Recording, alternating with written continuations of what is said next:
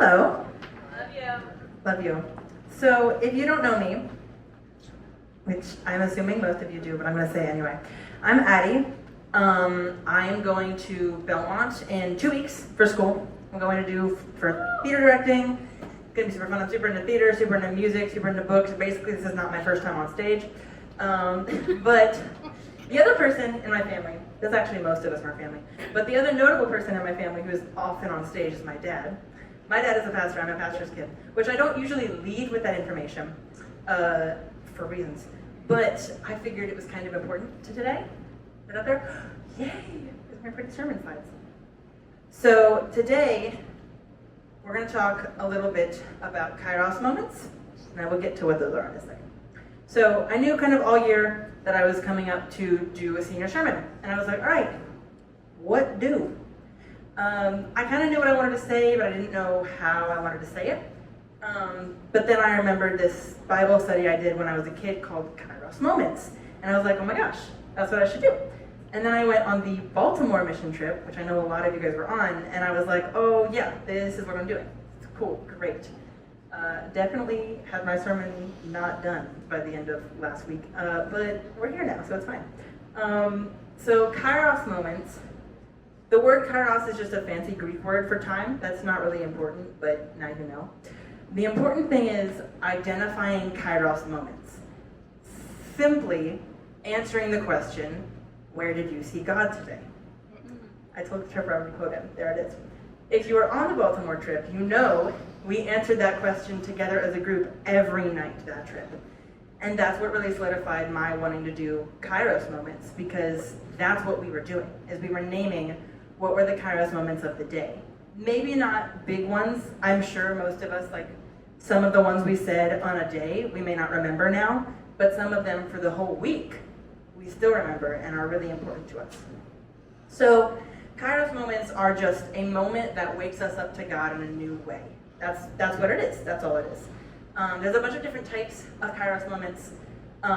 These are just ways of naming them and identifying them. If they're not helpful to you, they're not super important. You don't have to stress out about like, what was that this moment or this moment, like what kind of moment was that? The point is you had a moment.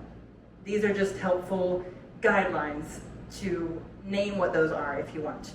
The first one's a brick wall moment. A brick wall moment is a moment with God that makes you stop in your tracks and completely change direction. Like when you pray that prayer for the first time, or when you get baptized, those massive life-changing moments are brick wall moments. A speed bump moment, I like to think of them as those little grooves on the side of a highway, which if you went to Baltimore and you were in Drew's van, you're very familiar with. So you knew that was coming, it's fine. But it's those things that happen to just make you pay attention. When you've been on autopilot a little too long. When you are just kind of going through the motions because, oh yeah, I've heard this story like a million times every year since I was 6. I don't need to listen to this sermon anymore. That's when God gives you those moments of like, hey, you need to pay attention because I have something for you, but you're not paying attention, so you need to wake up. Another one is a mirror moment. A mirror moment is when God reflects something in you that maybe you don't want to face, or maybe he needs to point out in you so that you can fix it, or change it, or just notice it. These kinds of moments are God saying, I have something ready for you, but you need to be ready for it before I can give it to you. And the final one is a window moment. A window moment is when God gives you a small glimpse into what he has for you. The big one could be your calling. Like if you're upperclassmen in high school, you're trying to figure out what do you want to do with your life, if you have a sense of calling for your life.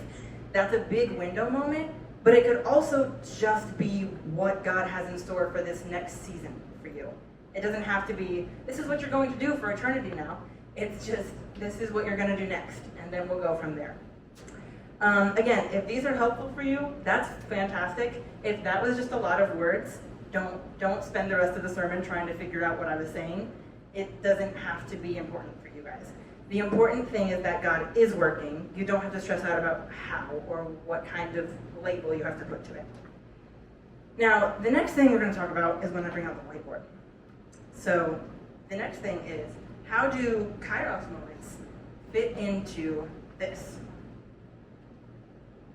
Birth, Now, this is your testimony. How do Kairos moments fit into your testimony? Your testimony, a lot of times, is outlined like this. All right, this is me now, this is my birth. I accepted Christ here. Yay, big brick wall moment. I got baptized here. Yay, maybe united, maybe a mission trip, but that's my whole testimony now. Cool, look at my great testimony, there's 4 things. That's not your whole testimony. That's your coming to God story, and that's a really important part of your testimony, and a really powerful part of your testimony, but it's not your whole testimony. Your testimony is the way you have seen God move in your life, not just your coming to God story. This is important. When I was in middle school, all I could think of was I needed someone to say that to me. Because I thought, because this happened so early for me, that I didn't have a testimony, that it didn't count. That, well, yeah, you're baptized, you pray the prayer, you do all the things. I grew up on Veggie Tales, people. Like, I've been around these stories for my whole life. I thought I didn't have one, so I would continually re-pray the prayer because I thought, well, maybe I just didn't do it. Maybe I didn't do it right. Maybe it doesn't count. Because every time someone got up on stage and said, all right, I'm going to give you my testimony, they would start their phrase with, 20 years ago, when I was 14, and I was like, okay. So that's your coming to God story. I did that. What next? Because look at all this empty space. What happens there? Because that's just not important. Some of the other kinds of Kairos moments may be a little bit undercover. A little bit hiding, like those moments that we named on the mission trip. For example, after United, there was a big moment there for me. I was really, really down and really alone, and I was really starting to believe lies that were told to me. And what I needed that night was for someone to tell me that those weren't true. And a trusted friend just casually just overheard my conversation with Mama Steph, and she was like, oh, you're never too much. And I was like, oh, okay, I needed that. That was a big God moment for me. That was a big Kairos moment for me. Another one might be on the mission trip. Those prayer nights, the songs, the sermons, those are huge. Someone praying with you might be huge. Someone just being the first one to come up and hug you after praying, after sobbing, after being terrified, after feeling that sense of comfort from God and knowing that it was Him there, that's a big moment too. And when you start noticing those,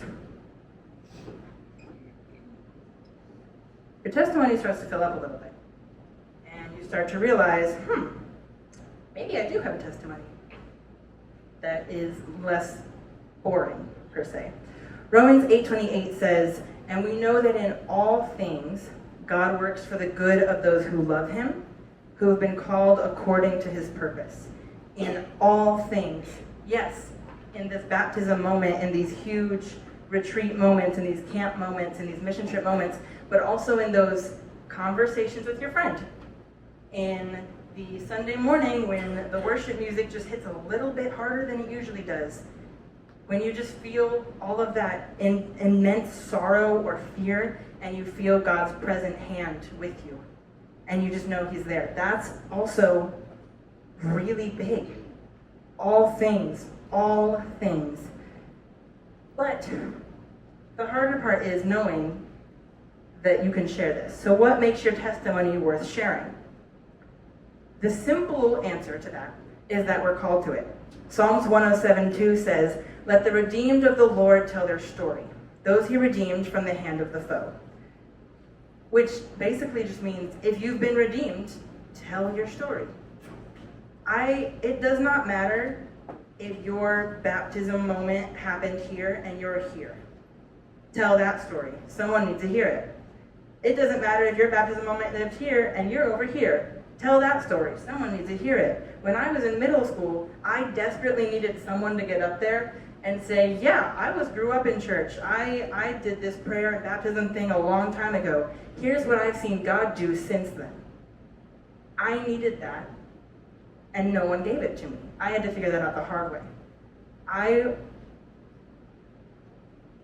Your story, even though if you might think it's boring, or it's not enough yet, or it's not finished, it's not going to finish until you die. Just a heads up, like that's how testimonies work. Your story doesn't end until you die.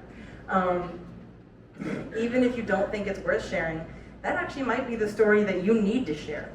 Because your testimony, the way you've seen God move in your life and in the lives of the people around you, might be exactly what somebody else needs to hear. Maybe not your, like, someone maybe don't need, okay, I need to hear your story. I need to hear your individual particular story. They just need to hear a story like that. They need to hear a story of someone who did what you did. The details maybe don't matter to them, but the fact that someone else has done it and that they can know, I didn't do this wrong. My walk with God is like, it counts. It's not off. It's not done wrong. I haven't done anything differently, even if it's, what just happened? Okay, anyway, interesting. Even if it's not quite what you think a testimony should be, there's no set way a testimony has to be. And those kairos moments, those are big. Those are part of your testimony as much as anything else. Obviously, the coming to God story is really big, and I'm not trying to downplay that at all. That is a huge part of your testimony, and it's really impressive. And if that's your whole testimony up to this point, that is fantastic. But don't think that your testimony has ended once you get baptized.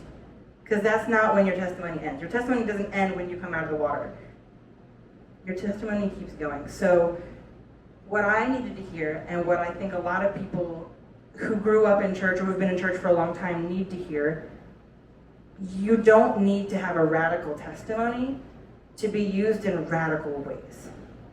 You can be used no matter what your testimony looks like. If your testimony looks like, yeah, my friend at school just brought me to church once and now I've like been here for a bit, but I don't really know what's going on. That's a cool testimony. I want to hear more about that. If your testimony is, yeah, I was watching VeggieTales since I was in my diapers and I still watch it to this day because it's good. That's a great testimony. Please come tell me that. I will completely talk about which silly song is the best one, honestly. Like, I will talk about that forever. Because even when you don't feel it and even when you don't see it, God is working in all things. All things. Like the song said that we had earlier. Even when I don't see it, even when I don't feel it, you're working in all things. Let's pray. Dear God, thank you for this day. Thank you for everything you gave us. Thank you that we were able to be here to learn and worship you. Thank you for giving us each our unique testimony and walk with you. Please help us to identify those moments where you are present and to see those moments where people need to hear that you are present with them. Amen.